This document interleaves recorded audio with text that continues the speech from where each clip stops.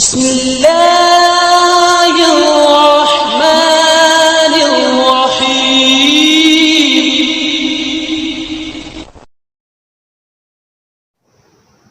اعوذ باللہ من الشیطان اللعین الرجیم بسم اللہ الرحمن الرحیم اللہم صلی علی محمد وآل محمد وعجل فرجہم۔ آج ماہ مبارک رمضان کی 28 تاریخ ہے۔ آج ہمارا موضوع ہے شادی۔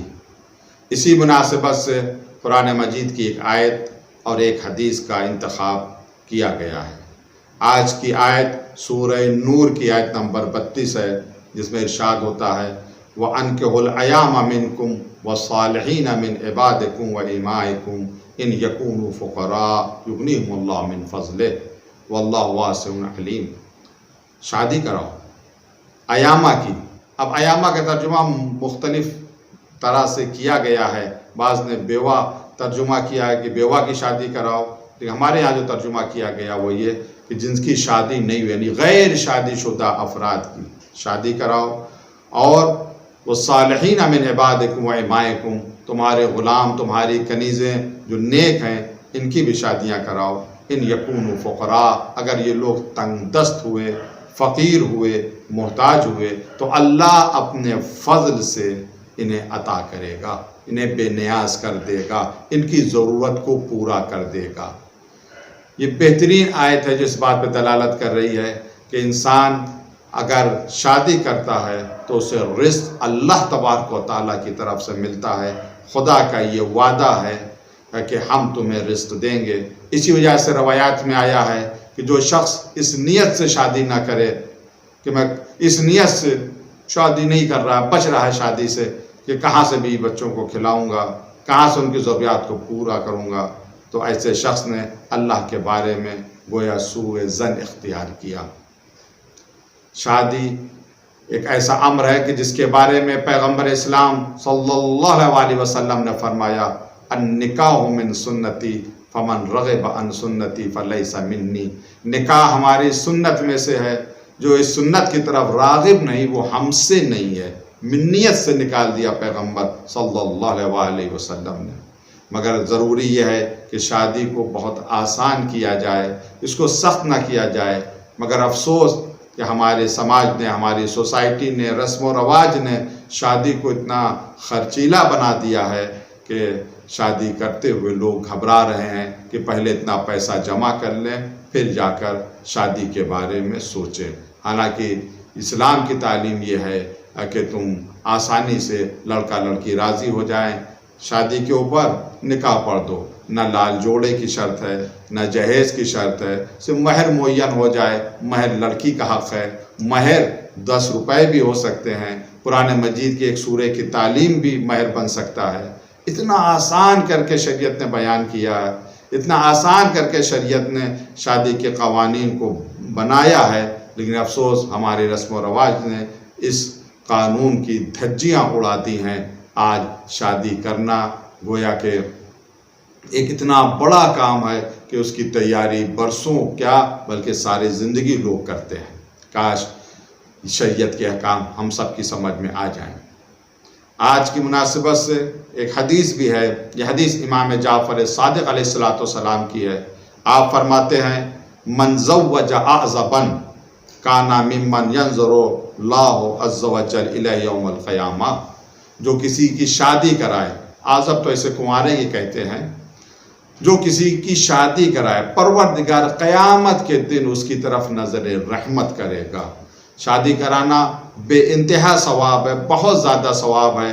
جو شخص اپنے گھر سے اس نیت سے نکلے کہ وہ دو شادی کرا دے گا، رشتہ ازدواج میں دو لوگوں کو منسلک کر دے گا، بندھوا دے گا، شادی کروا دے گا، اس نیت سے نکلتا ہے تو قدم قدم پر اسے جنت کا ثواب ملتا ہے۔ شادی کرنا بہت ہی آسان ہے شرعی اعتبار سے، جیسا کہ میں نے عرض کیا، اور اتنا اہم ہے شادی کرنا کہ حدیث میں آیا ہے کہ حضور نے فرمایا من تزوج فقد احرز نصف دینہ۔ جس نے شادی کی گویا اس نے اپنے آدھے دین کو محفوظ کر لیا، آدھے دین کو اس نے بچا لیا، جس نے بھی شادی کی۔ اس کا مقصد یہ ہے کہ شریک حیات نہیں آ رہی ہے صرف، بلکہ وہ شریک دین بھی ہے، شریک ایمان بھی ہے۔ شادی سے پہلے انسان کی زندگی کسی اور طرح سے ہوتی ہے، شادی کے بعد اس کی پوری زندگی بدل جاتی ہے۔ یہاں تک بعض روایات میں آیا ہے کہ جو غیر شادی شدہ یعنی کنوارے لوگ، وہ ان کی 70 رکعت نماز کا ثواب جو شادی شدہ ہیں ان کی 2 رکعت نماز کے ثواب کے برابر ہے۔ یعنی ایک طرف 2 رکعت اور دوسری طرف 70 رکعت نماز، اتنا بڑا فرق۔ یعنی شادی کرنے سے پرموشن ہو جاتی ہے، رزق بھی پروردگار دیتا ہے اور پھر ایمان میں بھی ترقی ہو جاتی ہے۔ آخر ایسا کیا ہے؟ اس کی طرف بعض علماء نے اشارہ کیا ہے، یہ نقطہ بیان کیا ہے کہ شادی سے پہلے نوجوانوں کی زندگی اس طرح سے ہوتی ہے کہ ہر معاملے میں وہ لفظ میں کو لے کر آتے ہیں۔ میں یہ چاہتا ہوں، میں یہ پہننا چاہتا ہوں، میں یہ کھانا چاہتا ہوں، ہر جگہ لفظ میں آتا ہے۔ لیکن جب شادی ہو جاتی ہے، بیوی آ جاتی ہے، بچے ہو جاتے ہیں، تو یہ میں ہم سے بدل جاتا ہے۔ اب میں نہیں کہتا بلکہ ہم کہتا ہے، ہم لوگوں کو یہ ضرورت ہے، ہم لوگوں کو یہ چاہیے۔ پروردگار کو میں نہیں پسند ہے، ہم پسند ہے۔ اس وجہ سے پروردگار شادی جب کوئی کرتا ہے تو پروردگار اسے ترقی دے دیتا ہے ایمان کے اعتبار سے۔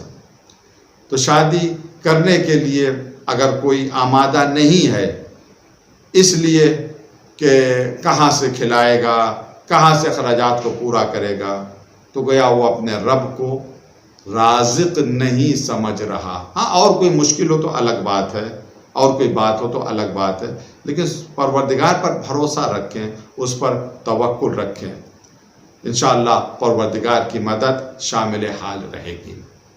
اب رہا رشتے کے حوالے سے یہ سوال کہ کون کس کا رشتہ، کس اعتبار سے؟ کف، اسلام نے کف کو بہت زیادہ اہمیت دی ہے۔ کف کو بے انتہا، کف یعنی ہمسر، برابر، جس اعتبار کا لڑکا ہو اسی اعتبار کی لڑکی ہو۔ اس میں کس چیز کو شریعت نے اہمیت دی ہے؟ شریعت نے سب سے زیادہ اگر اہمیت دی ہے تو ایمان کو اہمیت دی ہے کہ ایمان کو دیکھو۔ اگر لڑکی مومنہ ہے تو نہ اس کی صورت دیکھو، نہ دولت دیکھو، بلکہ ایمان کی بنیاد کے اوپر اس سے عقد کر لو۔ اسی طریقے سے لڑکے کی دولت نہ دیکھو بلکہ اس کا کردار دیکھو، وہ با کردار ہے یا نہیں۔ اگر لڑکا با کردار ہوگا تو کبھی بھی، جیسا کہ امام حسن علیہ السلام نے یہ فرمایا کہ اگر با کردار نوجوان سے تم شادی کرو گے تو اگر تمہاری بیٹی مطیع و فرما بردار ہوگی، صحیح ہوگی، تو اس کی عزت کرے گا۔ اگر تمہاری بیٹی ایسی نہیں ہے، وہ عصیان کرے گی، وہ نافرمانی کرے گی، تو تمہاری بیٹی کو ستائے گا نہیں بلکہ معاف کر دے گا، کیونکہ با کردار ہے، با ایمان ہے۔